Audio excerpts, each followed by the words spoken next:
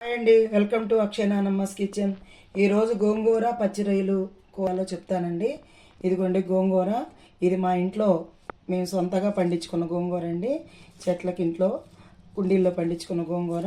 నేను 1/4 కేజీ గోంగూర తీసుకున్నానండి. గోంగూరను శుభ్రంగా జాడించుకొని ఇలా కుక్కర్లో పెట్టుకొని నేను దీన్ని ఉడకబెట్టుకున్నాను. అలాగే రొయ్యలు 2 కేజీల రొయ్యలు తెప్పించాను. 2 కేజీల రొయ్యలు మనం అంతా క్లీన్ చేసుకుంటే కేజీ రొయ్యలు వస్తాయి. వాటిని కొంచెం ఉప్పు పసుపు వేసుకొని వీరిదిగా ఉడకబెట్టుకున్నానండి.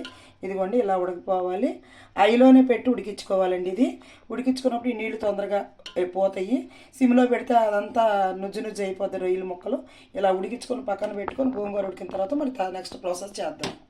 ఇదిగోండి రొయ్యల గోంగూర కోసం గోంగూర ఉడుకుతుంది కదా, రొయ్యలు ఉడికినవి. ఇప్పుడు కళాయి పెట్టుకున్నానండి. ఇప్పుడు ప్రాసెస్ చేద్దాం. గోంగూర రొయ్యలు అంటే చాలా నూనె కూడా పడుతుందండి. ఇదిగోండి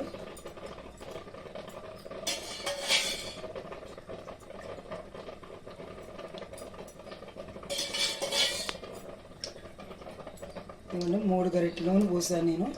చూడండి నూనె ఉండాలండి. నూనె ఉంటేనే దానికి రుచి వస్తుంది అనమాట. నూనె వేడెక్కుతుంది. ఇదిగోండి ఒక 4 పచ్చిమిర్చి నేను కట్ చేసుకొని వేసుకున్నాను. దానిలోనే ఒక 2 పద్దులకాయలు నిలువుగా కట్ చేసుకొని వేసుకున్నానండి.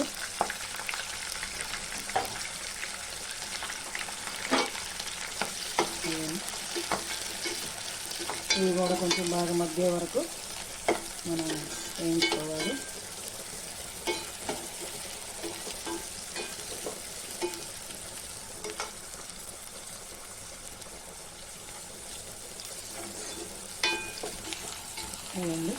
ఉల్లిపాయ వేగిపోయింది, పచ్చిమిర్చి ఉల్లిపాయ. ఇప్పుడు నేను ఒక 3 టమాటాలు తీసుకొని నేను సన్నగా కట్ చేసుకొని వేసుకున్నానండి. ఈ టమాటాలు కూడా మగ్గనిస్తాను. టమాటా వేసుకుంటే మీకు ఫ్లేవర్ బాగుంటుంది. అది మీకు ఇష్టమైతే వేసుకోవచ్చు అండి, లేకపోతే స్కిప్ చేయొచ్చు. టమాటా వేస్తేనే గోంగూరలో కూడా రొయ్యలకి మంచి ఫ్లేవర్ వస్తుంది. కానీ ఇదంతా కూడా బాగా వేయించుకోవాలండి, లేకపోతే రొయ్యల గోంగూర టేస్ట్ ఉండదు. నూనెలో ఇవన్నీ వేగాలి. ఇలా కొంచెం వేగిన తర్వాత నేను అల్లం వెల్లుల్లి పేస్ట్ వేసుకున్నాను. ఇదిగోండి 2 స్పూన్లు అల్లం వెల్లుల్లి పేస్ట్ వేసాను. ఇది కూడా పచ్చివాసన పోయే వరకు ఉడికించుకున్నాం.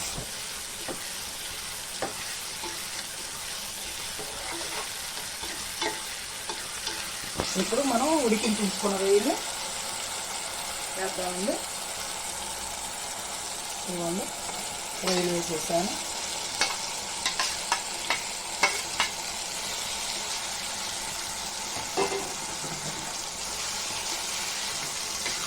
వీటన్నిటికి కూడా మసాలా పట్టేలాగా కొంచెంసేపు ఉడకనిద్దాము.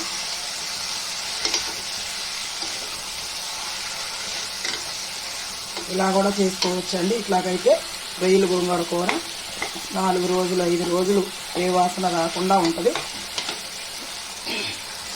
లేదు అంటే గోంగూర ఉడికించుకునేటప్పుడే టమాటాలు ఉల్లిపాయ పచ్చిమిర్చి కలిపేసి కుక్కర్ పెట్టుకొని మొత్తం ఉడికిన తర్వాత ఇలా రొయ్యల నూనెలో వేసుకొని అల్లం వెల్లుల్లి పేస్ట్ వేసుకొని వేగిన తర్వాత నూనెలో వేసుకోవచ్చు. నేనేంటంటే ఇది కొంచెం మనకు 4 రోజులు ఉండాలి, పిల్లలు ఉన్నారు తింటారని చెప్పేసి నేను ఈ యాంగిల్లో చేస్తున్నాను.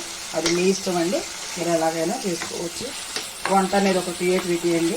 అది ఎవరో ఎలా చేశారన్నది కాదు, కానీ మనిషికి ఒక రకంగా చేస్తూ ఉంటారు. ముందు ఆ కూర టేస్ట్ ఉందా లేదా అన్నది చూసుకోవాలి. ఏది వంట ఏదో ఒకరిని చూసి నేర్చుకునేది కాదు, కానీ అది మన ఇష్టం.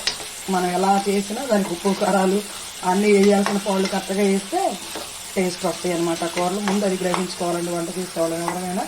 ఇదిగోండి ఇలా ఉడికిపోయింది. ఇప్పుడు దీంట్లో నేను కారం ఉప్పు అవన్నీ వేసుకుంటాను. ఇందాక పసుపు వేసుకొని రొయ్యలు ఉడికించుకున్నాం కాబట్టి ఇదిగోండి పసుపు వేస్తున్నాను.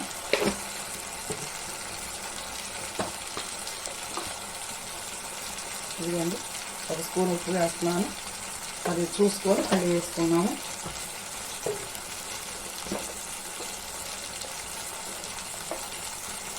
ఇదిగోండి నేను పచ్చిమిర్చి వేసాను. అయినప్పటికీ గోంగూర ఎక్కువే పట్టింది కాబట్టి నేను 4 స్పూన్ల కారం వేసానండి. మీకు అవసరమైతే ఇంకా చూసుకొని ఎక్కువ వేసుకోవచ్చు, తక్కువ వేసుకోవచ్చు. అది ఏంటంటే మనం స్పైసీ తినేదాన్ని బట్టి ఉంటుంది ఎవరికి వాళ్ళకి.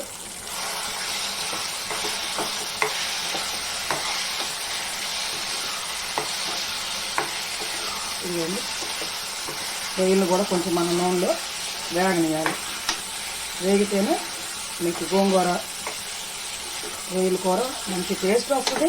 కొన్ని 4 రోజులు తినాలన్నా కూడా బాగుంటుంది అన్నమాట. వరకు కూడా వేగినాయి అన్నమాట. ఇది ఇలా వేగితేనే కూర మీకు టేస్ట్ వస్తుంది, నిల్వ కూడా ఉంటుంది, ఏ రోజు కారు సర్ది వాసన రాకుండా. ఇప్పుడు ఇది గోంగూర రెడీ అయిపోయిందండి. కొంచెం పప్పు గుత్తుని అలా మ్యాష్ చేశాను.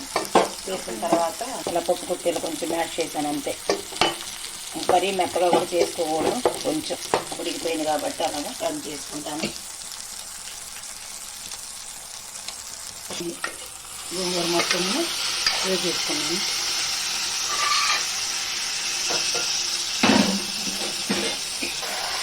ఒకసారి మనం కలుపుకొని దీని కాసేపు మళ్ళీ కిందలో మనం ఉడకనిద్దాం. నూనె అంతా బయటకు వచ్చే వరకు కూడా ఉడకనిద్దామండి. కొద్దిసేపు మూత పెట్టి చేస్తే గోంగూరలో ఉన్న నీరంతా కూడా పోయి చక్కగా నూనె బయటపడిద్ది అన్నమాట. అప్పుడు మనం ఉప్పు కారాలు చూసుకొని అడ్జస్ట్ చేసుకోవాలి.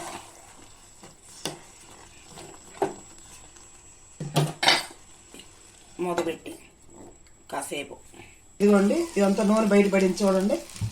దగ్గర ఇదంతా నూనె బయటపడింది కదా. ఇలా వండుకుంటే మీకు 4 రోజులు కూడా ఎక్కడ పోదండి. బయట పెట్టుకున్నా కూడా ఫ్రిడ్జ్లోనే పెట్టాలండి. అట్లా రొయ్యి మాత్రం కొంచెం ముందు వేయించుకున్నట్టుగా వేస్తే బాగుంటుంది. ఇదిగోండి ఇప్పుడు ఈ ఉప్పులు కారాలన్నీ అడ్జస్ట్మెంట్ చేసుకొని చేసుకోవాలంటే అయిపోయింది. గుమ్మగుమ్మలాడే గోంగూర రొయ్యల కర్రీ. ఇది గుంటూరు గోంగూర. పొయ్యి కట్టేసుకోవటమేనండి. ఇదిగోండి గుమ్మగుమ్మలాడే గోంగూర రొయ్యల కర్రీ. నేను మీకు ధనియాల పొడి వేయటం కూడా మర్చిపోయి చూపించలేదండి, అది స్కిట్ అయింది. దానిలో లాస్ట్లో పొయ్యి కట్టేసుకునే ముందు కొంచెం అంత ధనియాల పొడి, మన గరం మసాలా కొంచెం 1 స్పూన్ వేసుకొని దింపుకోవాలండి. ఇదిగోండి రొయ్యలు గోంగూర కర్రీ. ఒకసారి మీరు ట్రై చేసి టేస్ట్ ఎలా ఉందో నాకు చెప్పండి. మా ఛానల్ సబ్స్క్రైబ్ చేయండి, లైక్ చేయండి, షేర్ చేయండి. థ్యాంక్ యూ అండి.